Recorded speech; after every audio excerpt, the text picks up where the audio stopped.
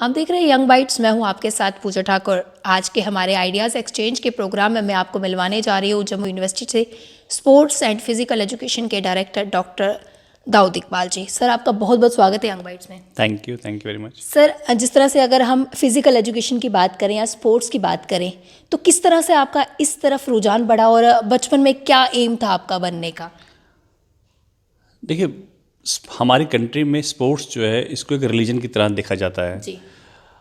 एक पैशन है, टैलेंट की भी कोई कमी नहीं है, लेकिन over the period of time जो हम देखते रहे हैं, जो हमने एक्सपीरियंस किया है कि कभी मौका उस तरीके से नहीं मिल पाता, क्योंकि इंफ्रास्ट्रक्चर की बहुत ज़्यादा कमी हमारे देश में, क्योंकि हमारा देश जो है अभी एक अंडर डेवलप्ड कंट्री है, डेवलप हो रहा है, लेकिन जिस तेज़ी से स्पोर्ट्स में डेवलपमेंट होनी चाहिए थी उतना ध्यान पहले स्पोर्ट्स की तरफ नहीं दिया गया। जी, आपका क्या कहना है? आपके टाइम जब आप स्पोर्ट्स एक्टिविटीज़ करते थे तब के टाइम में और अब के टाइम में कितना डिफरेंस आपको देखने को मिलता है?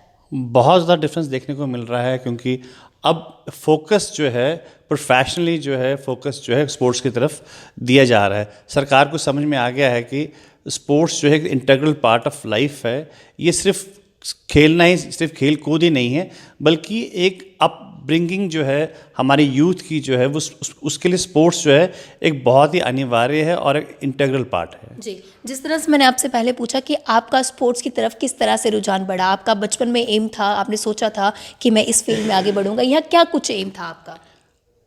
बचपन से ही मैं क्रिकेट खेलता था और एक अच्छे लेवल पे क्रिकेट नहीं खेल पाया। उसका रीज़न जो है इंफ्रास्ट्रक्चर की कमी थी, कोचेस की कमी थी, रिसोर्सेज की कमी थी।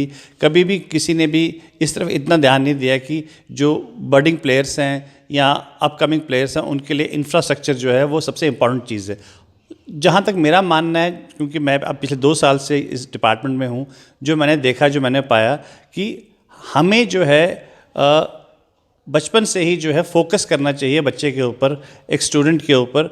एटलीस्ट 4 या 5 साल की उम्र में ही, जैसे हम यूरोप में देखते हैं या बाकी कंट्रीज़ में देखते हैं, जहाँ बचपन से एक बच्चे की गेम जो है वो चूज़ कर ली जाती है और प्रोफेशनली उसको जो है ट्रेंड किया जाता है, सो डैट कि आने वाले टाइम पे वही बच्चा जो है 16-17 साल की उम्र में ही इंटरनेशनल लेवल पे, आप देखें छोटी छोटी कंट्रीज़ होंगी जैसे जिनकी 20-20 लाख या 30-30 लाख या 50-50 लाख की आबादी वाली कंट्रीज़ जो हैं ओलंपिक्स में या एशियाड में आप देखें 10-10, 20-20, 50-50 गोल्ड जो हैं वो लेके आती हैं। और हमारी कंट्री जो कि 125 करोड़ की आबादी वाली कंट्री जो है, ओलंपिक में देखा जाए तो हमारे हार्डली 4 या 5 या 10 गोल्ड के ज़्यादा हम नहीं जा पाते। तो उसमें टैलेंट की कमी नहीं है, हमारा डीएनए बहुत अच्छा है, हमारे बच्चों में टैलेंट बहुत ज़्यादा है, लेकिन कमी सिर्फ सरकार की तरफ से प्रॉपर ट्रेनिंग की है और पॉलिसी की है। स्पोर्ट्स पॉलिसी जो है मुझे लगता है कि अभी तक हम उस तरीके से नहीं बना पाए हैं जिस तरीके से यूरोपियन कंट्रीज़ या वेस्टर्न कंट्रीज़ जो हैं स्पोर्ट्स की तरफ उनका फोकस है। हमें स्पोर्ट्स यूनिवर्सिटीज़ बनानी चाहिए, स्पोर्ट्स कॉलेजेस बनाने चाहिए, एक चेन लिंक प्रोसेस बनाना चाहिए जहाँ स्कूल से ही लेके बच्चा जो है उस पर नज़र रखी जाए कि बच्चा अगर वॉलीबॉल में अगर उसकी हाइट अच्छी है तो वो किस गेम में जा सकता है, हेल्दी है तो वो किस गेम में जा सकता है, उसकी एज के हिसाब से, उसकी साइज़ के हिसाब से, उसकी फिटनेस के हिसाब से उस बच्चे के ऊपर फोकस करना चाहिए। जिम्नास्टिक है, हमारे यहाँ पे यूरोप में क्या है कि बचपन में 3 चीज़ें बड़ी इंपॉर्टेंट होती हैं बच्चे के लिए। जैसे बच्चा स्कूल में एडमिशन लेता है, नर्सरी में जाता है, उसके साथ ही या तो स्विमिंग करता है या जिम्नास्टिक करता है या एथलेटिक्स करता है। इन तीनों में से उससे क्या होता है कि उसका मसल्स जो हैं वो ग्रो करते हैं, उसका ब्रेन ग्रो करता है और उसके बाद आस्ते आस्ते 3-4 साल के बाद वो कोई ना कोई अपनी गेम जो है वो पकड़ लेता है। लेकिन हमारे यहाँ पर क्या है कि जैसे हम यूनिवर्सिटी में हैं, हम कॉलेज लेवल पर आके या यूनिवर्सिटी लेवल पर आके बच्चे पर फोकस करना शुरू करते हैं कि बच्चा जो है इंटर कॉलेज खेले, इंटर यूनिवर्सिटी खेले और फिर मेडल लेके आए। वो एक नामुमकिन सी बात है। जब तक बचपन से ही बच्चे पर फोकस ना किया जाए, एक पॉलिसी ना बनाई जाए। स्पोर्ट्स इंफ्रास्ट्रक्चर देखें तो हमारे यहाँ पे कुछ ज़्यादा शो बिजनेस का ज़्यादा काम हो रहा है, लेकिन स्पोर्ट्स इंफ्रास्ट्रक्चर पर बहुत कम ध्यान दिया जाता है। लेकिन पिछले 2-3 सालों से सरकार जो है काफ़ी ज़्यादा स्पोर्ट्स इंफ्रास्ट्रक्चर पर ध्यान दे रही है और मुझे लगता है कि आने वाला टाइम जो है बहुत अच्छा है। Future is bright for students sports को लेके। जहाँ तक आप देख रहे हैं कि समाज में इस टाइम पे 2 फोर्सेस, एक एविल फोर्सेस और गुड फोर्सेस जो है, पॉजिटिव और नेगेटिव फोर्सेस जो है वो पैरेलल चल रही हैं। नेगेटिव फोर्सेस में आप देखेंगे ड्रग्स बहुत ज़्यादा इस टाइम समाज में, हमारे नसों में जो है, हमारी जनरेशन्स में ड्रग्स जो है पहुंच चुका है। और उसको कंट्रोल करने के लिए, उसको कन्फ्रंट करने के लिए मुझे लगता है कि स्पोर्ट्स एक ऐसा मीडियम है जिससे कि हम अपने यूथ को, जो फ्यूचर जनरेशन को जो है ड्रग्स से बचा सकते हैं, क्योंकि जितनी एनर्जी उसकी चैनलाइज होगी स्पोर्ट्स की तरफ उतना ही वो दूर भागेगा ड्रग्स से, एविल चीज़ों सर, से। जिस तरह से बोला गवर्नमेंट द्वारा जो है कमियां खामियां बढ़ती जाती है, लापरवाही एक तरफ की हम कहें कि जिस तरह से बाकी कंट्रीज़ में काफ़ी ज़्यादा उसको इंपॉर्टेंस दी जाती, यहाँ पे इतनी नहीं दी जाती, लेकिन अभी कुछ समय से दी जा रही है। क्या लगता है जो ये कमियां खामियां अभी तक रही है, क्या कारण रहता है इसके पीछे, आप किस तरह से देखते हैं? देखिए, मुझे लगता है कि सबसे बड़ी कमी जो रहती है कि right person at right place. Sports को समझने के लिए स्पोर्ट्स पर्सन होना बहुत ज़रूरी है। जी। एक पॉलिटिशियन या एक ऐसा व्यक्ति जिसका खेल से कभी कोई वास्ता ही ना रहा हो, तो वो खेल को सिर्फ सुपरफिशियली समझ सकता है। उसकी रिक्वायरमेंट क्या है, उसकी इंटरनल रिक्वायरमेंट क्या है, उसकी बेसिक रिक्वायरमेंट क्या है, वो कभी भी एक नॉन स्पोर्ट्स पर्सन नहीं समझ सकता। इसलिए बड़ा ज़रूरी है कि जैसे श्री हर्षवर्धन थे, जो हमारे एक इंटरनेशनल स्पोर्ट्स पर्सन थे, जो इससे पहले हमारे कंट्री में उन्होंने बहुत ज़्यादा रिफॉर्म्स लाया, क्योंकि वो समझते हैं कि स्पोर्ट्स एक्चुअली है क्या, कि उसकी रिक्वायरमेंट क्या है। जब तक कि आपके अंदर स्पोर्ट्स ना हो, आप समझ नहीं आप उसको फील नहीं कर पाएंगे। स्पोर्ट्स को जब तक आप फील नहीं कर पाओगे, आप खेल नहीं पाओगे। जब तक आप उसको खेल नहीं पाओगे, आप रिजल्ट्स ओरिएंटेड गेम्स नहीं हो सकती हैं। तो उसके लिए एक स्पोर्ट्स पर्सन होना बहुत ज़रूरी है। जैसे बीसीसीआई में अभी गांगुली आए हैं, तो आप देखना कि आने वाले टाइम पे बहुत ज़्यादा रिफॉर्म्स क्रिकेट में आपको देखने को मिलेगा, क्योंकि वो खुद एक खेला हुआ है, उसको पता है कि ग्राउंड की रियलिटीज़ क्या हैं, कमियां कहाँ पे, रिक्वायरमेंट्स क्या हैं। तो आने वाले टाइम पे मुझे लगता है कि फोकस जो है स्पोर्ट्स, जैसे लोडा कमेटी ने बीसीसीआई में कहा कि जो स्पोर्ट्स खेला हुआ होगा वही कहीं ना कहीं कमेटीज़ में रहेगा।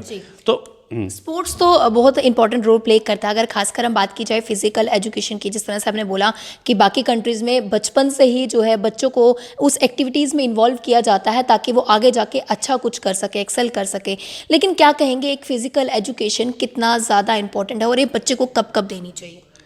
देखिए, मुझे लगता है कि फिजिकल एजुकेशन जो है right from 5th class 5th standard से जो है कंपल्सरी सब्जेक्ट होना चाहिए बच्चे का, क्योंकि उससे क्या होगा कि उसका फोकस पूरा एनर्जी जो है यूटिलाइज होगी।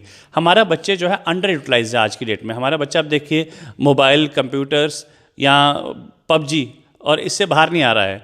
तो ये आने वाले टाइम के लिए अच्छी चीज़ नहीं है। हमारे फ्यूचर जनरेशन्स के लिए ये एक बहुत ही ऐसी चीज़ है कि जो आने वाले टाइम में जनरेशन हमारी पूरी की पूरी बेकार हो जाएगी। तो मुझे लगता है कि फिजिकल एजुकेशन है, जब तक वो फिजिकली फिट होगा या फिजिकली जब तक उसकी एनर्जी पूरी यूटिलाइज नहीं होगी, वो जब घर से जब खेल के घर में पहुंचेगा, थका हुआ पहुंचेगा, तो उसका ध्यान जो है वो बाकी चीज़ों की तरफ नहीं जाएगा। वो अपनी एनर्जी पूरी की पूरी, हमारे बच्चे की एनर्जी जो है वो सिर्फ मेंटल लेवल पे क्या है कि मोबाइल पे, कंप्यूटर से। मेरा तो ये एक मैसेज आपके माध्यम से मैं देना चाहता हूँ कि 10th स्टैंडर्ड तक, जब तक ये बहुत ज़रूरी ना हो, तो बच्चों को मोबाइल ना दिए जाए। एक स्ट्रिक्टली इसको फॉलो किया जाए कि 10th स्टैंडर्ड तक जो है, क्योंकि बच्चे की ग्रोथ जो है वो 19 सालों में होती है और उसका करियर जो है 19 सालों में जो है एक लाइन पर शेप पकड़ लेता है, दिशा पकड़ लेता है कि उसको कहाँ आगे जाके कहाँ जाना है। उसी टाइम पे अगर उसके पास मोबाइल है, और मोबाइल जो है ओपन एंडेड, आजकल आप इंटरनेट देखें तो ओपन एंडेड है, इसकी कोई सीमा नहीं रही हुई है, कोई मर्यादा नहीं रही है, कोई सीमा नहीं रही है। मुझे लगता है कि बहुत ज़्यादा यूटिलिटी इसकी अच्छी तरफ नहीं है, बल्कि नेगेटिविटी की तरफ ज़्यादा है। तो मुझे लगता है कि पेरेंट्स का इसमें बहुत ज़्यादा रोल है, हमारे टीचर्स का इसमें बहुत ज़्यादा रोल आएगा कि बच्चे पे नज़र रखी जाए, फोकस रखा जाए कि बच्चे की रिक्वायरमेंट क्या है, उसकी एनर्जी हम कितनी पॉजिटिवली यूटिलाइज कर रहे हैं। कहीं ना कहीं बच्चे को ये पता होना चाहिए कि उसकी जो फिजिकल एजुकेशन है उसकी कितनी ज़्यादा इंपॉर्टेंस है, और पेरेंट्स को भी इस चीज़ का ध्यान रखना चाहिए कि बच्चे को बचपन से ही उन एक्टिविटीज़ में इन्वॉल्व करवाए ताकि वो आगे जाके किसी बुरे संगत में ना जाए, या उसी जो फिजिकल एक्टिविटीज़ वो कर रहा है, जिस स्पोर्ट्स में वो है उसी में जाके एक्सेल करे। सर, आपने कहा कि आप 2 साल से यहाँ पे हैं, लगभग आपने क्या देखा कि क्या आपने देखा यहाँ पे किस तरह का इंफ्रास्ट्रक्चर था या किस तरह की चेंजेस जो थी वो लाना ज़रूरी थी और आपने लाई? देखिए, पहला हमारे पास जो बच्चा पोस्ट ग्रेजुएशन लेवल पे जो आता है, वो एक किस्म का ये होता है कि अपने करियर के फैग एंड पे, लास्ट पे आके हमारे तक पहुंचता है। जब यहाँ पे वो पहुंचता है तो मैक्सिमम मैंने ये देखा कि बच्चों का एक्सपोजर बहुत कम है स्पोर्ट्स को लेकर, क्योंकि हमारे मोस्टली बच्चे फार फ्लंग एरिया से आते हैं। उन लोगों के पास वो साधन नहीं होते हैं उन फार फ्लंग एरियाज़ में, उन कॉलेजेस में, जिन कॉलेज से बच्चे यहाँ पे आते हैं या उन स्कूल से होकर कॉलेजेस में जाते हैं, उसके बाद हमारे पास बच्चा पहुँचता है। तो हम उनकी शेप जो है इतनी ज़्यादा चेंज नहीं कर सकते। जैसे आप समझते हैं कि सांचा जैसे होता है, जैसे उसमें जब मोल्ड है जो स्टार्ट में उसमें जैसे बनाया जाए वही आगे जाके शेप वो लेता है। तो हमारे पास बच्चा जो है ऑलरेडी शेप्ड होकर यहाँ पे पहुँचता है, तो उसमें हम ज़्यादा चेंजेस कर नहीं सकते हैं, लेकिन हाँ उसको थोड़ा फाइन ट्यूनिंग हम कर सकते हैं। इसीलिए मैं बार बार ये बात हर चैनल पे बोलता हूँ, हर स्टेज पे बोलता हूँ कि हमें कम से कम 5 से 15 साल की उम्र जो बच्चे की जो है वो एक ऐसी एज होती है जहाँ पे आप उसको शेप दे सकते हो। अच्छी शेप बन के बच्चा हमारे पास आएगा तो हम उसको पॉलिश करके और ऊपर ले जा सकते हैं। हाँ, एक काम हमने ज़रूर किया है कि हमने गेम्स को इंट्रोड्यूस किया है, फेमिलियर किया है समाज के साथ, सिविल सोसाइटी के साथ। हमने सारे रास्ते जो है गेट्स अपने खोल दिए हैं। हम कोलैबोरेशंस में इस टाइम पे काम कर रहे हैं। और सबसे बड़ी बात हमने एकेडमीज़ जो है पे एंड प्ले कल्चर शुरू किया है पिछले 1-1.5 साल से जम्मू यूनिवर्सिटी में, जिसमें कि 5 साल से ऊपर की बच्चा जो है हमारे पास आ रहा है। हमारे पास फेंसिंग की अकेडमी इस टाइम चल रही है, हमारी क्रिकेट की अकेडमी इस टाइम चल रही है, हमारी फुटबॉल की अकेडमी इस टाइम चल रही है, हमारी रेसलिंग की अकेडमी इस टाइम चल रही है। आपने देखा कि दंगल भी हमने इस पर इंट्रोड्यूस किया।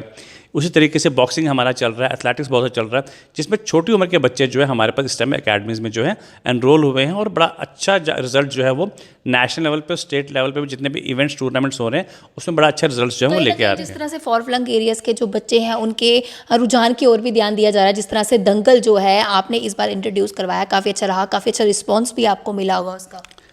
देखिए, हमारी जो ट्रेडिशनल गेम्स हैं जो कि ख़त्म हो रही हैं, जैसे कबड्डी है, हैंडबॉल है, वॉलीबॉल है, रेसलिंग है, ये ऐसी गेम्स हैं जिसमें हमारे देश का सिक्का था। हमारे देश में इन्हीं गेम्स में जो है हमारे बच्चे आगे निकल के जाते थे। जैसे हरियाणा रोल मॉडल है हम सबके लिए। आपने देखा कि उसी मिट्टी से, उसी अखाड़ों से ही बच्चे जो है रेसलर्स और बॉक्सर्स जो है निकल के आ रहे हैं। और देश में और अंतर्राष्ट्रीय जितने भी इवेंट्स होने उसमें जो है हमारा झंडा, भारत का झंडा जो है वो लहरा रहा है इस टाइम पे। वो हरियाणा की उसी मिट्टी से आ रहे हैं। तो मुझे लगता है कहीं ना कहीं हमें बैक टू अपने रूट्स में जो है जाना चाहिए, ताकि वहाँ पे अगर हम, क्योंकि हमारा 60% हमारी पॉपुलेशन जो है वो विलेजेस में है, उन विलेजेस में अगर हम इंफ्रास्ट्रक्चर दे सकें, हमारे सिंथेटिक ट्रैक्स वहाँ पे हों, एंडोरेंस वहाँ के बच्चों की बहुत अच्छी हैं लेकिन फैसिलिटीज़ उनके पास नहीं है, उनके पास अच्छे शूज़ नहीं है भागने के लिए, उनके पास यूनिफॉर्म्स नहीं है खेलने के लिए, इक्विपमेंट नहीं है उनके पास। अगर वो सब चीज़ें वहाँ प्रोवाइड की जाएँ तो वो दिन दूर नहीं है कि जहाँ ओलंपिक्स में 100 से ज़्यादा मेडल हमारे भी देश के आ सकते हैं। जी सर, आप क्या कहना चाहेंगे, जिस तरह से आपने गेम जैसे कहा कि ट्रेडिशनल गेम जो है इंट्रोड्यूस करवाना बहुत ज़्यादा ज़रूरी है, तो अभी जिस तरह से हमने दंगल इंट्रोड्यूस करवाया, क्या कहेंगे कि आने वाले समय में क्या कुछ नई चीज़ें आप इंट्रोड्यूस करवाना चाहेंगे? अभी हमने 2 महीने पहले स्पोर्ट्स फेस्टिवल करवाया। उस स्पोर्ट्स फेस्टिवल में जितनी भी रूरल गेम्स थी, जैसे कबड्डी है, वॉलीबॉल है, हमने ये खो खो है, इन गेम्स को जो है सारे के सारे दोबारा इंट्रोड्यूस करवाया। और आने वाले टाइम पे भी हम, जैसे अब हम इसी महीने के आखिर में हम इंटर यूनिवर्सिटी फेंसिंग मेन करवा रहे हैं। फेंसिंग इस टाइम पे अपकमिंग गेम है। ग्रैपलिंग में हम करवा रहे हैं, मार्शल आर्ट के, वो भी इंटर यूनिवर्सिटी हम करवा रहे हैं। हमें एडवांस गेम्स को भी साथ लेके जाना, उसके साथ साथ जो हमारी ट्रेडिशनल गेम्स हैं, जो हमारी स्ट्रेंथ है, बेसिकली हमारी कंट्री की जो स्ट्रेंथ है, उनको भी साथ लेके जाना, उनको अपलिफ्टमेंट करना है। उसी के लिए हमने काफ़ी इंफ्रास्ट्रक्चर भी हम डेवलप कर रहे हैं और हमने स्टेट में भी कई प्रोजेक्ट्स जो हैं दिए हुए हैं।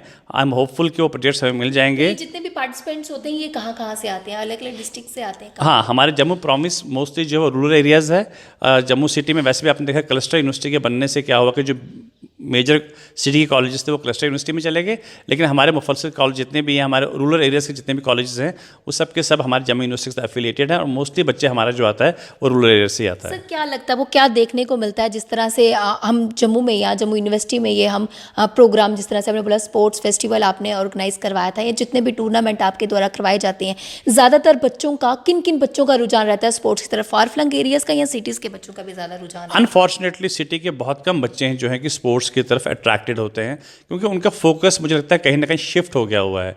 उनका फोकस जो है मोबाइल पे है, उनका फोकस इंटरनेट पे ज़्यादा है, उनका फोकस डिफरेंट गेम्स पे ज़्यादा है। लेकिन रूरल एरिया से जो हमें अभी तक जो हमारी स्ट्रेंथ है वो रूरल एरियाज़ ही हैं, जैसे कठुआ है, सांबा है, पुंछ है, भद्रवाह है।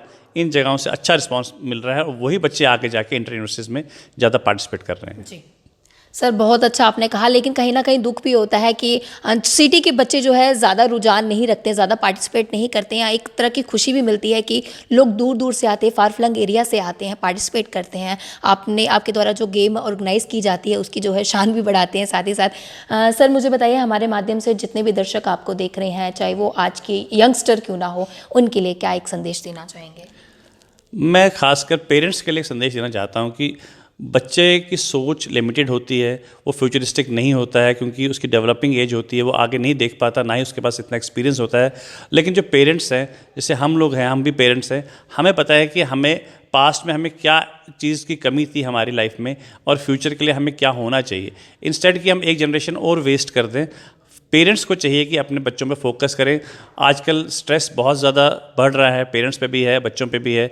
बच्चों पे आजकल बच्चों से ज़्यादा पेरेंट्स पे 90% स्कोर करने का स्ट्रेस है, जो मुझे लगता है कहीं ना कहीं गलत है। उससे हम बच्चे की ग्रोथ पे फ़र्क पड़ रहा है। मुझे लगता है कि बच्चा जितना अच्छा कर सकता है उसको उतना करने दीजिए, उस पर स्ट्रेस ना डालें और उस फोकस करेंगे, उसके अंदर देखेंगे उसके अंदर खूबी कौन सी है, उसी खूबी को जो है निखारने की कोशिश करें, रिजल्ट्स अपने आप आ जाएंगे। तो कहीं ना कहीं बच्चों के साथ साथ पेरेंट्स का सबसे बड़ा अहम रोल रहता है कि किस तरह से वो अपने बच्चों को शेप देते हैं। टीचर का भी कहीं ना कहीं एक अहम रोल रहता है कि बच्चे को किस तरह से आगे बढ़ाना और बच्चे का जो टैलेंट है उसे किस तरह से बाहर लेके आना। देखिए, हर बच्चा जो है तो हर बच्चा 100% नहीं दे सकता है। कोई बच्चा 60% दे सकता है, कोई बच्चा 80% दे सकता है। उस बच्चे के अंदर जितनी स्ट्रेंथ है, मुझे लगता है कि उसी पे काम करना चाहिए। टीचर और भगवान का रूप दिया गया हुआ। भगवान के बाद, अल्लाह के बाद अगर किसी का रुतबा है समाज में तो वो टीचर का है। तो टीचर को चाहिए कि अपनी पूरी मॉरल रिस्पॉन्सिबिलिटी को समझते हुए, देखते हुए बच्चों को जो है उसकी नशोनुमा, उसकी शेप जो है वो दे, ताकि आने वाले टाइम पे, क्योंकि जब बच्चे का नाम रोशन होता है तो उसके साथ उसके टीचर का अपने आप ही नाम जो है वो रोशन होता है। माँ बाप का सेकेंडरी रोल है, मुझे लगता है कि टीचर का ज़्यादा रोल है, उसके बाद माँ बाप का रोल जो है बच्चे की शेप देने के लिए। बहुत बहुत धन्यवाद सर हमारे साथ जुड़ने के लिए, कीमती जानकारी देने के लिए। Thank you very much. तो आज के हमारे आइडियाज़ एक्सचेंज के प्रोग्राम में हमारे साथ जुड़े थे डॉक्टर दाऊद इकबाल। काफ़ी अच्छा मैसेज और काफ़ी सारी जानकारी इन्होंने फिजिकल एजुकेशन के रिगार्डिंग, स्पोर्ट्स के रिगार्डिंग दी कि आज का जो युवा पीढ़ी है किस तरह से रुझान जो उनमें है, किस तरह से वो अपने टैलेंट को बाहर निखार के ला रहा है। तो एक ही यंग बाइट्स की भी एक अपील रहेगी सभी पेरेंट्स से कि अपने बच्चों को जितना हो सके उतना स्पोर्ट्स एक्टिविटीज़ में पार्टिसिपेट करवाए, ताकि वो बुरी संगत की ओर ना जाए और अपने देश के लिए खेले और अपने देश का नाम रोशन करे। इसी अपडेट के साथ मुझे दीजिए इजाज़त। यंग बाइट्स देखते रहे आप।